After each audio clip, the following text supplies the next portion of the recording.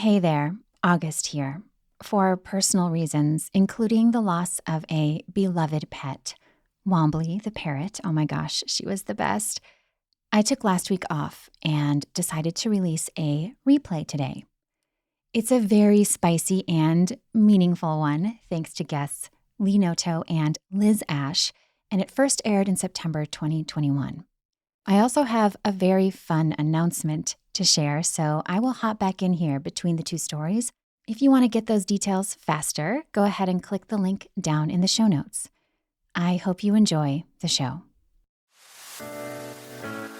What would it take to arouse your life, to experience more connection, more pleasure, more realness, in and outside of the bedroom?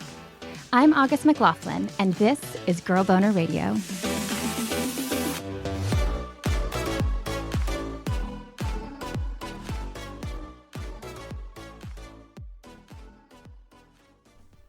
Have you ever experienced something that you had been longing for without fully realizing that you'd been desiring it? That's exactly what happened for intimacy coach Lee Noto, and it was a game changer. Lee was living in New York City when she reached what she described as a really pivotal point in her journey, professionally, sexually, and emotionally. I had been an entrepreneur for about 5 years at this point, and I was just this New York City go-getter, ambitious woman who loved casually dating, loved having control in the upper hand, would never let a guy spend the night at my house and would never spend the night at a guy's house, loved flirting, and really, really longed for this deep sense of surrender that in my heart I knew I wanted, but intellectually seemed like the death of me. Meanwhile, she had been thinking about someone in particular. I had met this man who totally friend zoned me for like 4 months. They met at a public speaking workshop that they had both received free tickets to. She called it a divine meet cute. And I was not looking for love or really anything at this time, but happened to cross his path. And the funny thing is, the day I met him, I told him, I think you're the man I've been asking for. And I meant that in a professional context because the kind of conversation that we found ourselves in led me to believe that he was the man I was asking for from the universe that would be the man that I led intimacy work with. Lee was already an intimacy coach at the time, and she'd been thinking about bringing in a male perspective to round out her work, make it feel more complete. So, about 2 months through our friendship, when he was giving no signs of any sexual energy or anything other than platonic friendship, I remember being on a call with my mom, who lived vicarious through me and my New York City dating life. And I said, Mom, I really think I like this guy. I know I've been telling you about the other dates I've been going on, but I think there's something special about this guy. And I started to become aware of a desire for something more, but a confusion because there wasn't that typical sexual charge that I had with other men where I would see them and just want to jump their bones. There was something much slower and steadier about our dynamic. And that confused me because I was like, is there a spark here? Do I want to kiss him? Do I not? Are we friends? She said it felt as though he was calling her entire identity into question, an existential dilemma, partly because I longed to be touched and held by him. And this confused me also because typically I could say to a man, ravish me, take me, like, let's go do unspeakable things in that back alley. There was just such a different dynamic here. So I was the one making the moves and doing some of the courting, which was interesting for me. And I was the one asking him out and initiating plans. But at that point, I was like, you know what? I'm going to see this through to the end. And if it's meant to be something great, I will know that I had done my best. And if it's not, that's fine too. But there's no way I'm letting this one get away. I'm going to tell him how I feel. I'm going to tell him what I want. As I started becoming aware of my feelings for him, I invited him on a trip with some of my friends to Maine. We worked with some psychedelic substances on that trip, and I was completely open. And I approached him by the fire pit, walked up to him after having given myself a pep talk, and I said, "Hey, I just want you to know that I'm low key in love with you." It had to be low key because obviously, if it were too forward, I would blow my cover.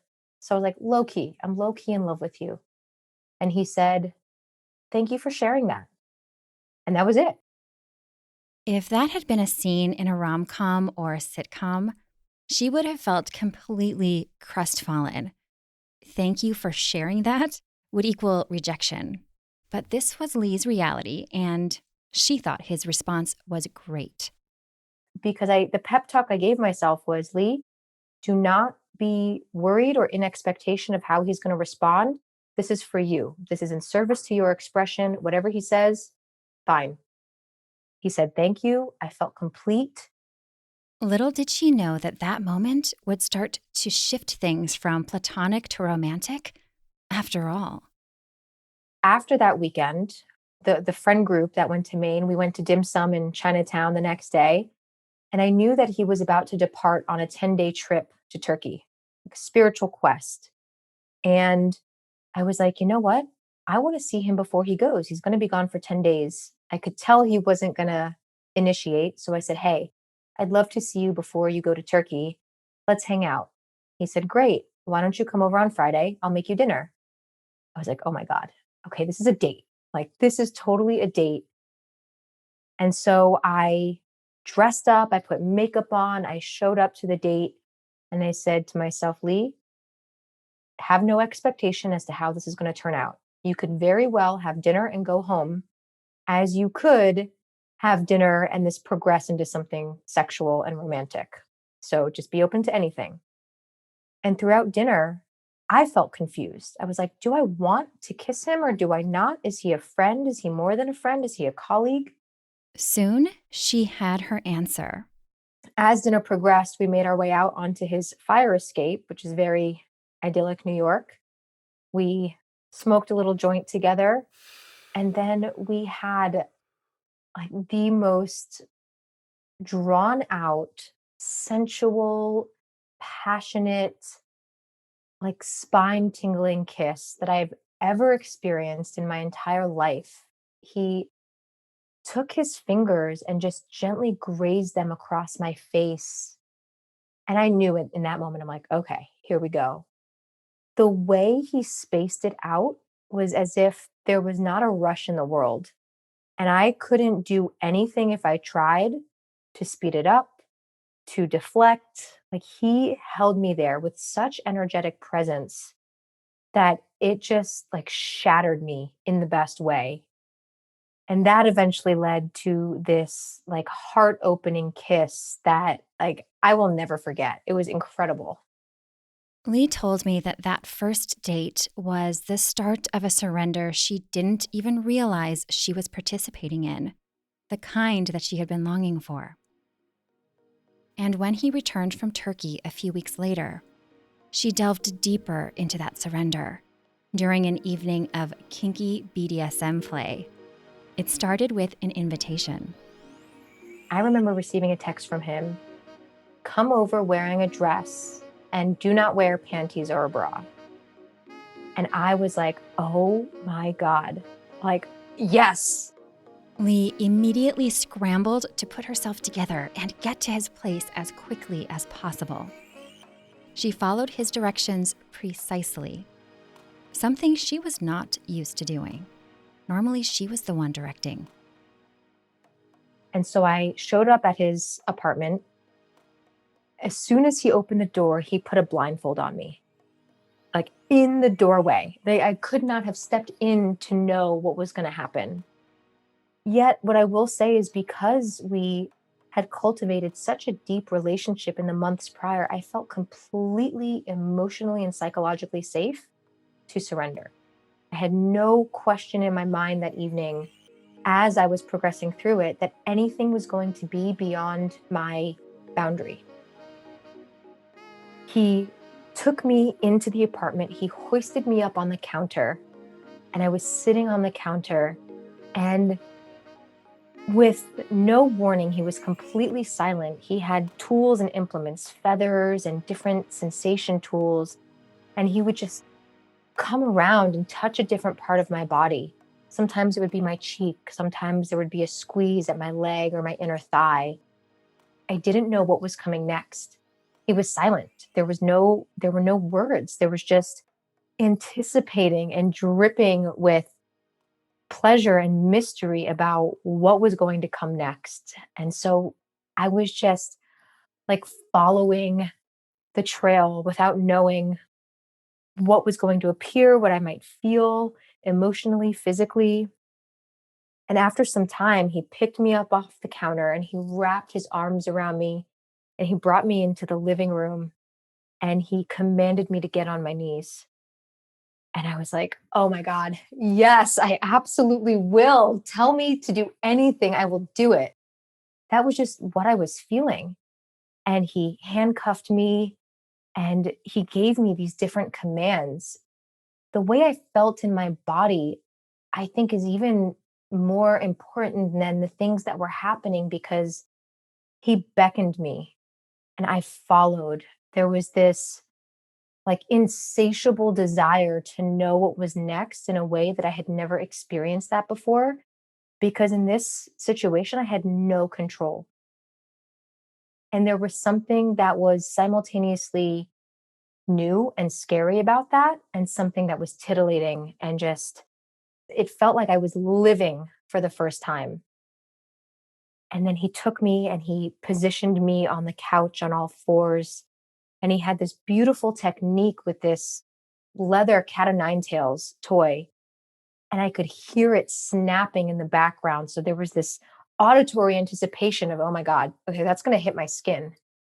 And he did it ever so gently, just like warming up the area, letting my ass get a sense for a light touch and then a bit of a heavier touch. And what I later found out about his perspective in all of this was he said I was carefully calibrating to and tracking your nervous system the entire time. A deep level of presence, she said, of attention, love, and care about her experience. That I've never in my life experienced before. And I'm getting teary as I say it, because while this was certainly pleasurable for him, he made sure that the number one priority was that this was pleasurable for me and that I could gain something out of this experiential, extravaganza about what it feels like to surrender and how powerful that is. In fact, how powerful it is to surrender instead of to control all the time. And so he crafted this experience from start to finish with my needs and my pleasure in mind. And as it turns out, it also served his pleasure. There was something that was so beautifully romantic and erotic and very precise and just like, the word I want to use is gushing. Like I was just gushing emotionally, spiritually, and sexually for him. That experience was a lot more than a fun date for Lee. It really shifted things, not only around sex for her, but in her life. This idea of surrender, this embodiment of surrender, has given me access to the deepest parts of myself that I have longed to know and to be intimate with for my entire life. I've always known that there was something that I couldn't put my finger on that I wanted to feel.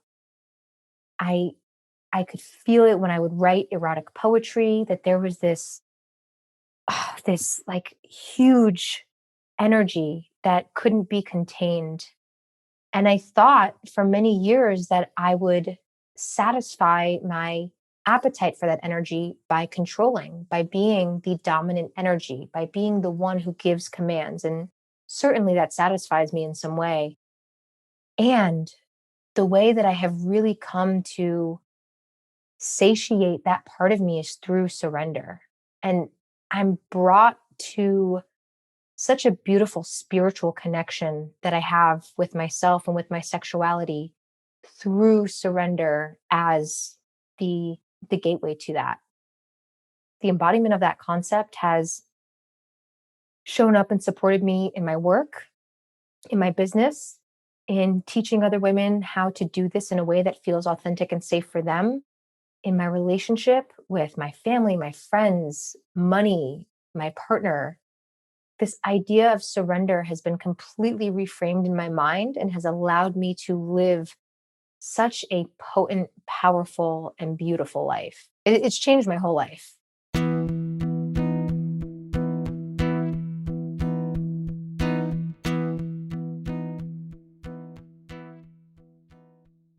If you want to start dipping into surrender yourself in helpful ways, Lee suggests starting with self-compassion. At the foundational level, if we can cultivate a sense of deep compassion for ourselves and where we're at, not trying to force surrender or opening, then we can meet ourselves where we are. And when we're able to do that, naturally we feel more prone to open. A flower doesn't get forced to open. We cannot rush a flower's blooming. The flower will open when it's ready. And we, as onlookers of the flower's beauty, we wait. And I think surrender can work in a similar way when we're working with surrender early on, is that there are very intelligent mechanisms in our system, in our body, and in our psyches that keep us from surrendering. So to honor and have compassion for the mechanisms that have kept us safe and protected is a huge thing to pay reverence to because they work for our survival. Have compassion and create awareness around the things that keep you from surrender. The other thing I would say is surrender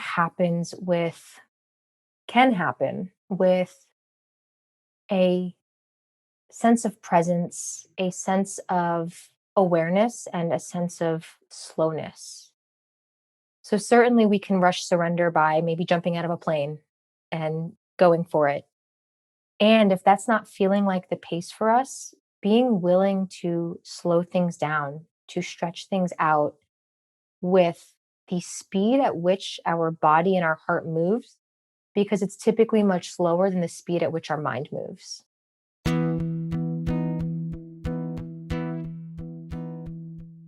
Lee told me that one of her biggest breakthroughs around surrender was realizing that being ambitious or powerful and embracing surrender, they're not mutually exclusive.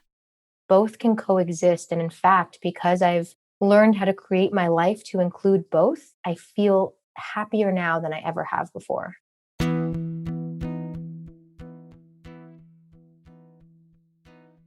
The thing Lee is most excited about now is an offering that she's releasing with her partner, the man who created that erotic experience with her. It's called Become the High Priestess. She described it as a journey for high-achieving women who want to create conscious partnership where they can learn how to open their hearts and surrender to themselves, with the overall intention of attracting the right partner and creating an intentional partnership. Learn more at becomethehighpriestess.com.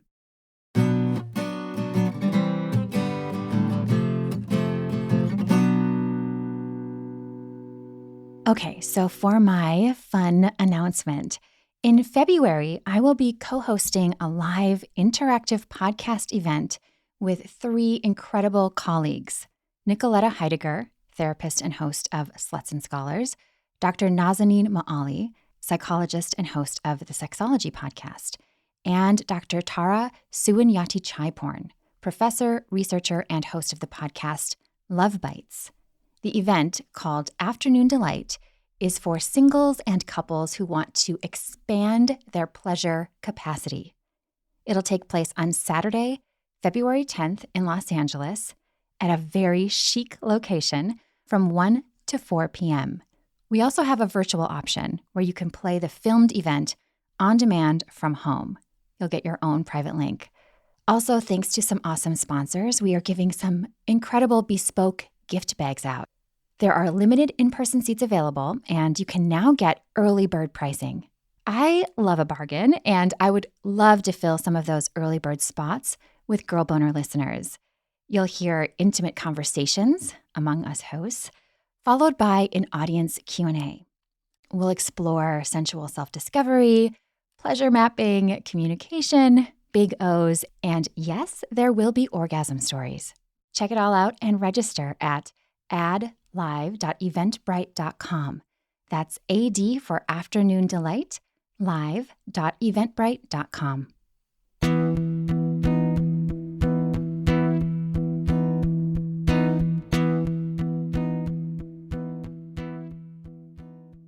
What makes a better gift than more pleasure, fun, and connection? I'm sure you're not shocked that I think sex toys fit that bill, times a million. The Pleasure Chest is inviting us to plug into our own pleasure with their sizzling holiday sex toy gift guides.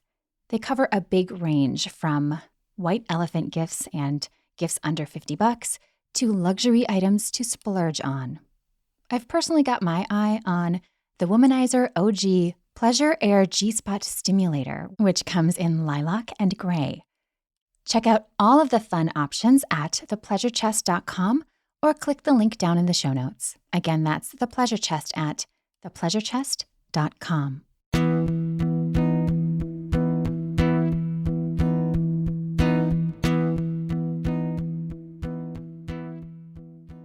Writer and acupuncturist Liz Asch spoke with me about her experience growing up as a queer kid and a relationship she's in now that involves a whole lot of authenticity and, yes, squirting, partly because of that realness.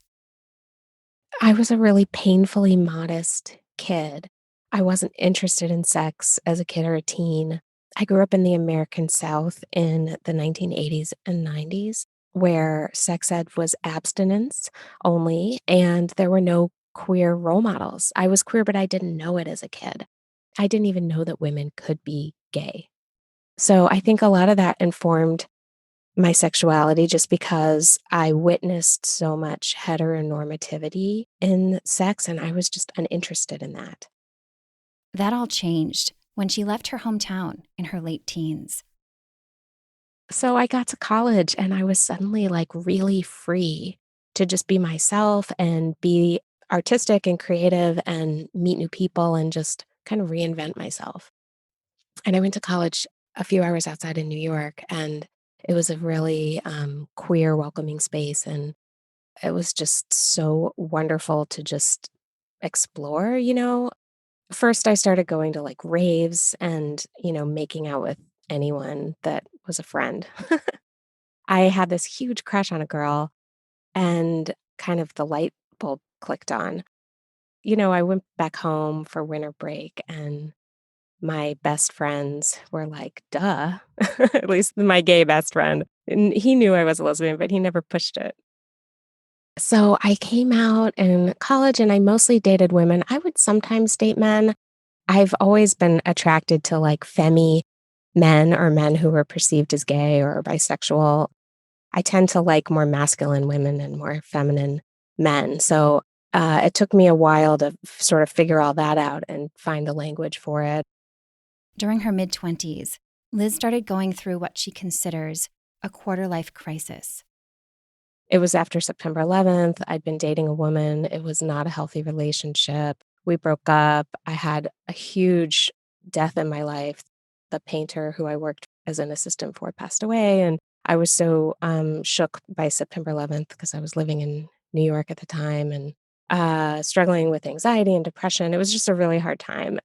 In any event, the way that my best friend phrased it at the time was he went away for the summer with his boyfriend. And when he left, I was a lesbian artist with bleach blonde hair and thrift store clothes. And when he came back at the end of the summer, I had brown hair. I was wearing clothes that I let my mom buy me at Banana Republic. I was dating a man and I'd enrolled in medical school. He was like, "What happened?" A lot had happened. Well, first I randomly on the subway ran into an old friend who ended up becoming my husband and my son's father, which I would never have predicted. But his comfort and familiarity felt so good. We ended up starting to date. And I just was in such an unstable time in my life, I really wanted a career where I could help people feel better. So she enrolled in holistic Chinese medical school in New York. So it was a really big time of transitions, and I was in that partnership for a number of years. I felt like I had to compartmentalize myself or sort of kill off my queerness while I was in this monogamous relationship with a man. Even though internally I really didn't, but like in a way I did, you know? It was some of each. And I knew that going into the partnership, and I just pushed it aside because that was all I could do at the time. I told myself, this is a sacrifice I'm making. And it's okay because I'm an artist and I'm going to make art, and that's going to scratch that itch. Only it didn't. For Liz, she said, making art, it didn't scratch the itch of being a sexually embodied, liberated creature. And so I had to find my way back to both because I had given up art while I was in Chinese medicine school. It was extremely consuming and challenging and science focused, and I wasn't writing or painting when I was in school or in the early years of my practice. And I also had a child during that time. So all of those things together inhibit, alone time and creative flow and all that stuff. And being in a monogamous relationship, since I'd agreed to that, I couldn't really express my queerness, with other people. I did still do things like go to Pride, and I identified as queer, but I felt misread as straight all the time. That led her into a bit of an identity crisis, she said, as she lost touch with her sexuality. And when that relationship ended, she started to really reclaim it. I just started really, I guess, taking an interest in my sexuality again. I'd had it sort of locked away for so long. And dating women again, experimenting with kink, just really getting interested in sex and sexuality as a big part of just letting myself be free again.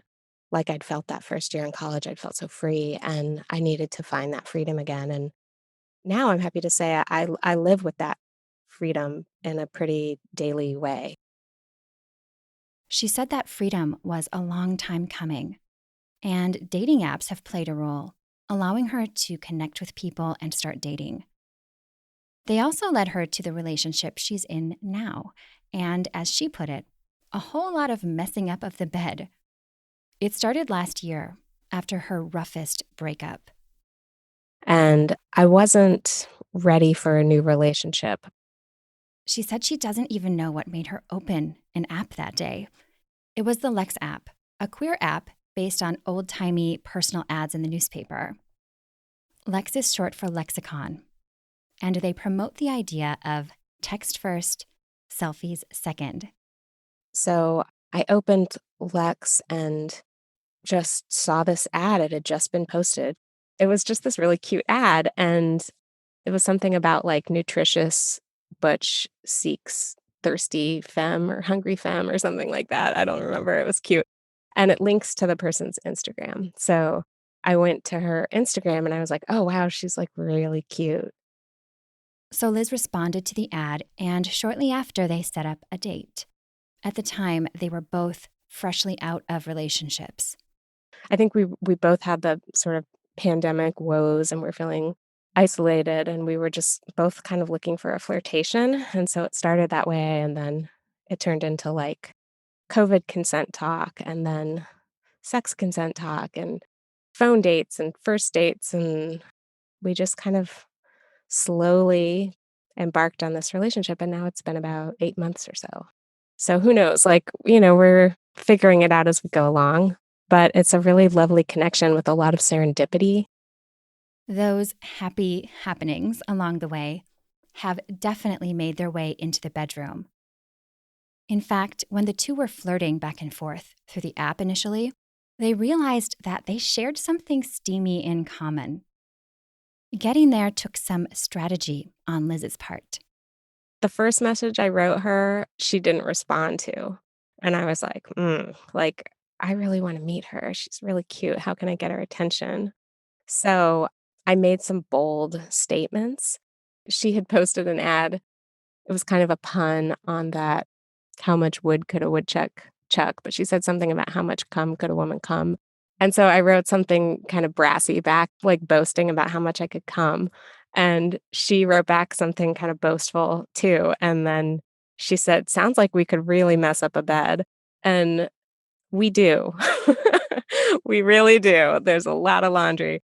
When you're partnered with a woman who squirts and you squirt, there's just a lot of strategies that don't actually get put into place properly in the heat of the moment, and then just a lot of laundry.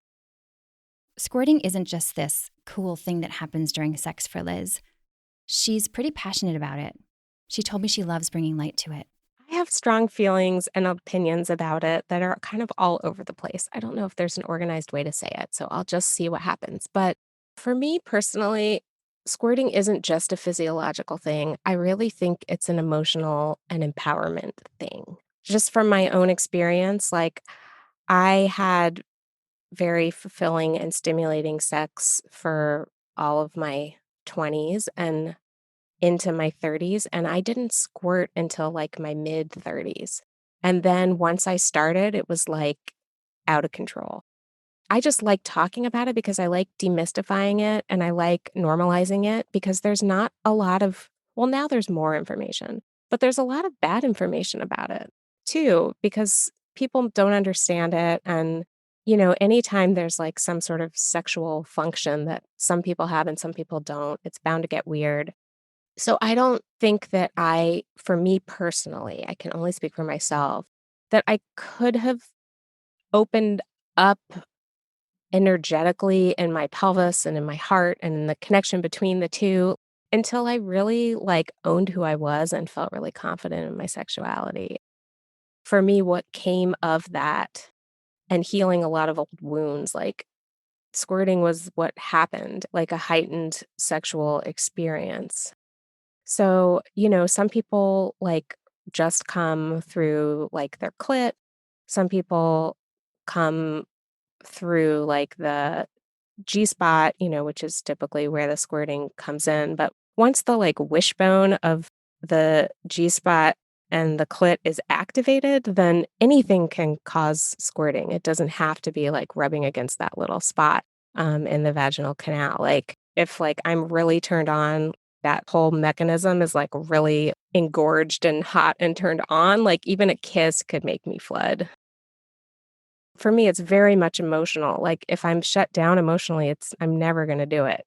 So I think there's a real connection between the heart and the pelvis. I mean, I'm an acupuncturist, so I talk about the body a lot, but that's how it seems to me.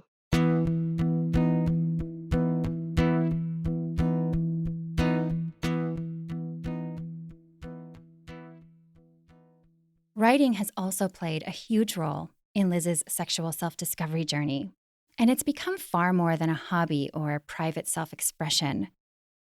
I am delighted that Liz Asch had a book released yesterday too. It's called Your Salt on My Lips. It's a collection of mostly queer, taboo-busting literary erotica. It aims to overcome societal misperceptions about sexuality through embodied, inclusive stories. As part of my personal journey, I started writing these erotic stories. It was an exercise for myself to try to break the taboos that I felt like were still repressing me from growing up in our very moralistic, sexually suppressive society. I started off by challenging myself, could I write a story about this? Could I write a story about that? And then I started publishing them under a pseudonym, and that was really exciting because it felt like this subversive thing I was doing, publishing these stories. So over time, I just would write new stories and just was kind of collecting them. And then during the pandemic, it became a really fun project to work on. And I was like, I really want this to be a book. Let me just work on it and see if I can get it to the point where it's a book. And the stories at that point were taking on a really different tone. They were becoming much more about embodiment and healing and the fantasy of there's a lot of down and dirty sex in this book. The fantasy isn't just how can you have really raunchy sex. it's also like, how can I make these characters be really eloquent in the way they talk about consent and be really like radical with how much confidence they have about being in their naked body and like connecting it to someone else's naked body. So it became much more like the fantasy is in being so empowered and clear and so okay with your desires and so like persistent with what you want and being able to articulate it. She told me about an example, a story series in the book, involving a woman who surprises herself by entering a polyamory foursome. She then starts dating one of the folks in the foursome, and she communicates her desires. And then they end up having illicit public sex at a pool hall with the door closed. And so all of these characters are like really embodied and really, they're still sometimes awkward or self doubting, but it's basically like 35 stories. Some of them are so tiny, we call them tableaus because they're just really short, of various acts of like sex, lust, longing, love. It's just kind of a smorgasbord of sex stories.